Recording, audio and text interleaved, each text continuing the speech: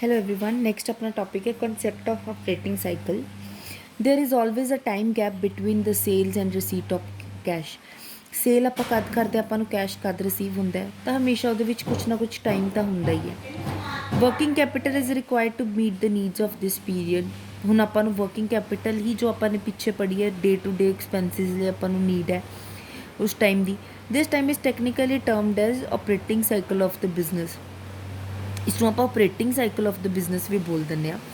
Operating cycle may be different from a manufacturing concern or from a trading concern.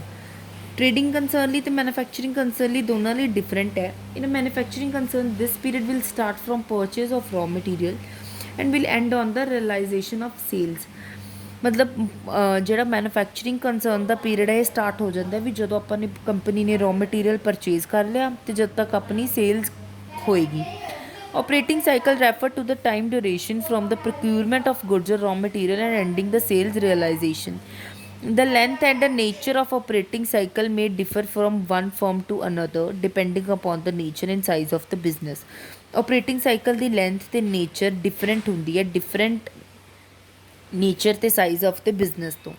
Operating cycles of manufacturing concern may be shown as ਮਤਲਬ purchase of raw material with cash, conversion of raw material into work in progress. ਫਿਰ raw material ਨੂੰ ਆਪਾਂ work ਇਨ progress ਕੰਮ ਕਰਦੇ ਹਾਂ ਉਹ 'ਤੇ ਫਿਰ ਵਰਕ ਇਨ ਪ੍ਰੋਗਰੈਸ ਜਦੋਂ ਕੰਮ ਕਰਦੇ ਕਰਦੇ ਪ੍ਰੋਡਕਟ ਫਿਨਿਸ਼ਡ ਗੁੱਡ ਬਣਦਾ ਹੈ। ਫਿਨਿਸ਼ਡ ਗੁੱਡ ਨੂੰ ਫਿਰ ਆਪਾਂ ਸੇਲ ਕਰਦੇ ਹਾਂ। ਫਿਰ ਸੇਲ ਨੂੰ ਆਪਾਂ ਅਕਾਊਂਟ ਰਿਸੀਵੇਬਲ ਜਿਵੇਂ ਬਿੱਲ ਵਗੈਰਾ ਇਸ਼ੂ ਕਰਦੇ ਹਾਂ। ਫਿਰ ਅਕਾਊਂਟ ਰਿਸੀਵੇਬਲਸ ਨੂੰ ਆਪਾਂ ਕੈਸ਼ ਦੇ ਵਿੱਚ ਟ੍ਰਾਂਸਫਰ ਕਰਵਾ ਲੈਂਦੇ ਹਾਂ। ठीक है, की चीज़ है raw material, work in progress, finished good, sale, account receivable, cash, then again raw material purchase करते तो प्रोसेस चलता रहता है। Factor determining working capital requirement. The working capital requirement of a concern depend upon a large number of factors such as nature and size of business। आप पढ़ चुके हैं already. ठीक है, large length of production cycle ते depend करता है, stock turnover ते इकोनॉमिक सिचुएशंस ते डिपेंड करता है अपना।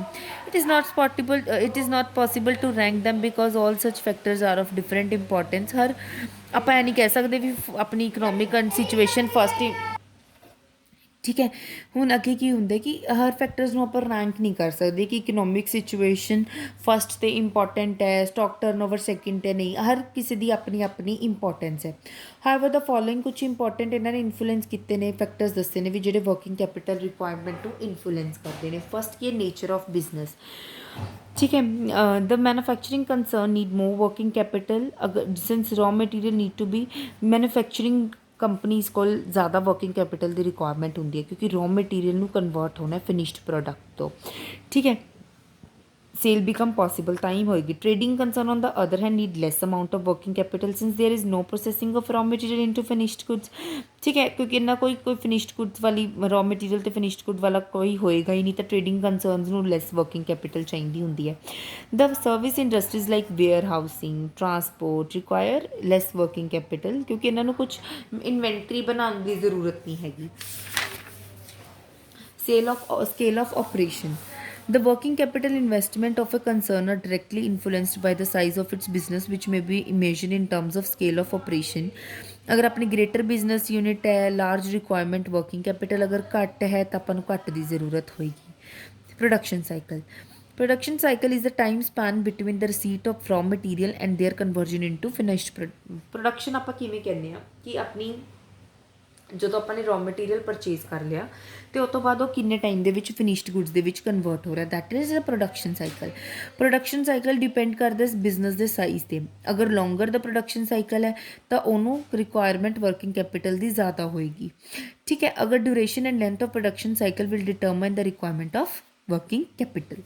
Seasonal factors in certain industries raw material is not available throughout the year।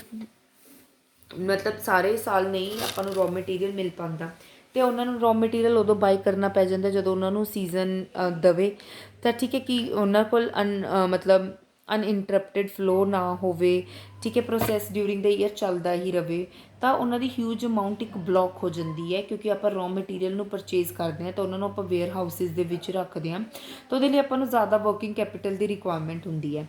During the busy season a firm require larger working capital than the slack season. जो अपना season इन्ना नहीं होंगे उदों आपको घट वर्किंग कैपिटल की रिक्वायरमेंट होंगी है, जो अच्छा सीजन होंगे उदों आपको ज़्यादा होंगी है। Business cycle, business cycle refer to alternate expansion and contraction in general business activity in a period of boom, that is when the business is prosperous. Business जिमें होंगे ना, एक साइकिल होंगे एवं कि ये प्रॉस्परस का पॉइंट है, ये आप डिकलाइन कर रहे हैं, ये डिप्रैशन आ गया, ये आप इंप्रूव कर रहे हैं, ये फिर अपना की आ गया प्रॉस्परस।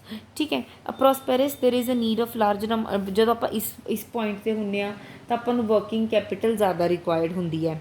ठीक है, due to increase in the sales, अपनी सेल इनक्रीज होंगी है, प्राइसिस राइज होंगे ने, ऑप्टिमिस्टिक एक्सपेंशन ऑफ बिजनेस हो रहा होंगे है। ऑन द कंट्रैरी जो अपना डिप्रैशन हो जाता है तो सारा कुछ नीचे गिर जाता है। ठीक है, सेल्स कंट्रैक्ट हो जांदियां ने, पैसा नहीं होंदा लोगों कोल। ठीक है, जो उत्थे फिर आपां नूं की होंदा we have a debtors and a firm may have a large amount of working capital lying ideal. Credit allowed, credit policy followed by a company will show the time allowed debtors for payment of due for a credit sale। भी किन्ने time ते आपां नूं पैसा लोग दिंदे ने। अगर ये अपना शॉर्ट है कंपनी का तो ठीक है, अर्लीयर आपां नूं पैसा मिल जाता तो आपां नूं घट वर्किंग कैपिटल अपने कोई अपने तो परचेज की उधारे ते पैसा लिया तो आपां नूं जल्दी पैसा मिल जाता तो आपां नूं घट होएगी। अगर आपां नूं लेट पैसा मिल रहा तो आपां नूं ज़्यादा वर्किंग कैपिटल रिक्वायर होएगी। Credit build, this is related to the credit period allowed by the creditors to the company if suppliers of raw material. ठीक है, अगर आपां ਜਿਹੜੇ ਆਪਾਂ ਨੂੰ रॉ मटीरियल दे रहे हैं, अगर वो लॉन्गर पीरियड लिए ਆਪਾਂ ਨੂੰ क्रेडिट दे देंगे ने कि तुसी पैसा बाद च दे दिओ तो ਆਪਾਂ ਨੂੰ ਲੈਸ ਮਨੀ ਰਿਕੁਆਇਰ ਹੁੰਦੀ ਹੈ to meet working capital needs. अगर ਆਪਾਂ ਨੂੰ ऑन द अदर हैंड ਆਪਾਂ ਨੂੰ जल्दी उन्होंने पैसा देना पैंदा तो ਆਪਾਂ ਨੂੰ ज़्यादा वर्किंग कैपिटल की जरूरत पेगी। Availability of raw material, if raw materials are readily available in the market than the company will be able to manage with less amount of working capital. अगर रेडिली ਆਪਾਂ ਨੂੰ अवेलेबल हो रही ने तो वर्किंग कैपिटल ਆਪਾਂ ਨੂੰ easily available हो जाती है। If the supply of raw material is not smooth, अगर ਆਪਾਂ ਨੂੰ समूथ नहीं होंगी तो अपन चैक करते रहना चाहिए raw material for longer period, तो अपन स्टॉक भी उन्होंने रखना पै जाता, तो इसलिए अपन वर्किंग कैपिटल ज़्यादा रिक्वायर होंगी है। ठीक है, ये चैप्टर हुण तुहाडा हो गया कंप्लीट फाइनैंशियल मैनेजमेंट। इसके क्वेश्चन आंसर रिवाइज कर लियो एक बार सारे। ठीक है,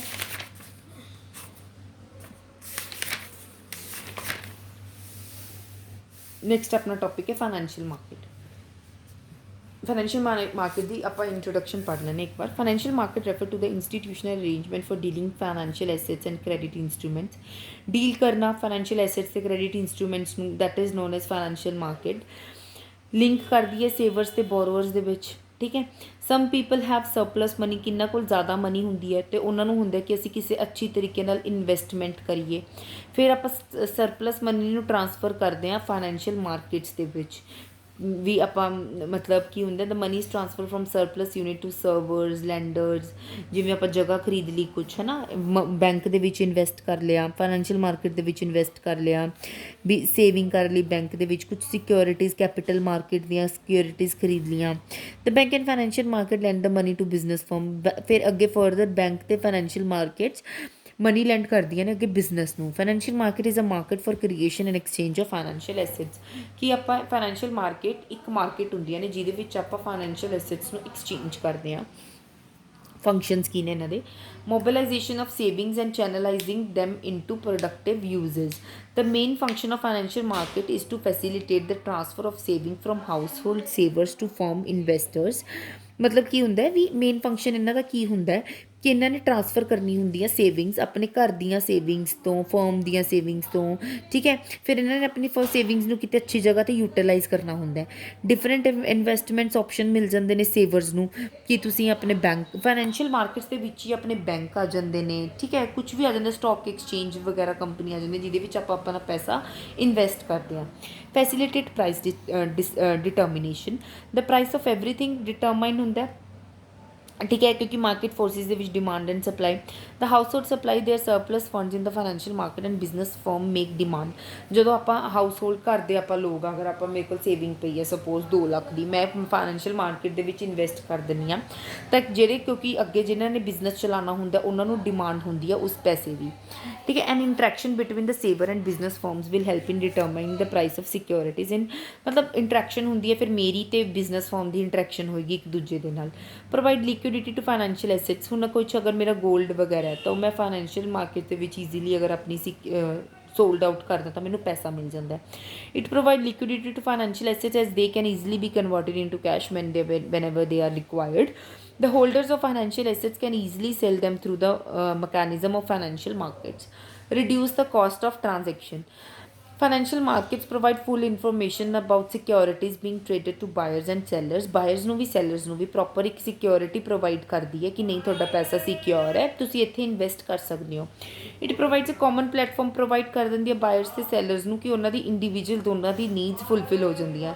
ਇੰਟਰਮੀਡੀਏਰੀਅਸ ਵਿੱਚ ਕੈਂਸਲ ਹੋ ਜਾਂਦੇ ਨੇ ਤਾਂ ਕੰਪਨੀ ਦਾ ਟਾਈਮ ਸੇਵ ਹੁੰਦਾ ਹੈ, ਪਰਸਨ ਦਾ ਟਾਈਮ ਸੇਵ ਹੁੰਦਾ, ਐਫਰਟਸ ਸੇਵ ਹੁੰਦੇ, money of both seller and buyer, otherwise they will have to spend in searching for each other. ਤਾਂ ਉਹਨਾਂ ਨੂੰ ਮਨੀ ਸੇਵ ਹੁੰਦੀ ਹੈ ਕਿਉਂਕਿ ਇੱਕ ਪਲੇਟਫਾਰਮ 'ਤੇ ਦੋਨਾਂ ਦੀ ਨੀਡਸ ਮਿਲ ਜਾਂਦੀਆਂ ਨੇ। ਤਾਂ ਅਗਰ ਆਪਾਂ ਇਹ ਚੀਜ਼ ਨਹੀਂ ਕਰਦੇ ਤਾਂ ਉਹਨਾਂ ਨੂੰ ਸਰਚ ਕਰਨ ਦੇ ਵਿੱਚ ਹੀ ਉਹਨਾਂ ਦਾ ਕਈ ਵਾਰ ਬਹੁਤ ਪੈਸਾ ਖਰਚ ਹੋ ਜਾਂਦਾ ਹੈ। ਨੈਕਸਟ ਹੈ ਟਾਈਪਸ ਆਫ ਫਾਈਨੈਂਸ਼ੀਅਲ ਮਾਰਕੀਟ। ਕਿੰਨੀ ਟਾਈਪਸ ਦੀ ਹੁੰਦੀ ਹੈ financial market? Money market and capital market. Capital market ਅੱਗੇ ਫਰਦਰ ਡਿਵਾਈਡ ਹੁੰਦੀ ਹੈ primary market and in the secondary market.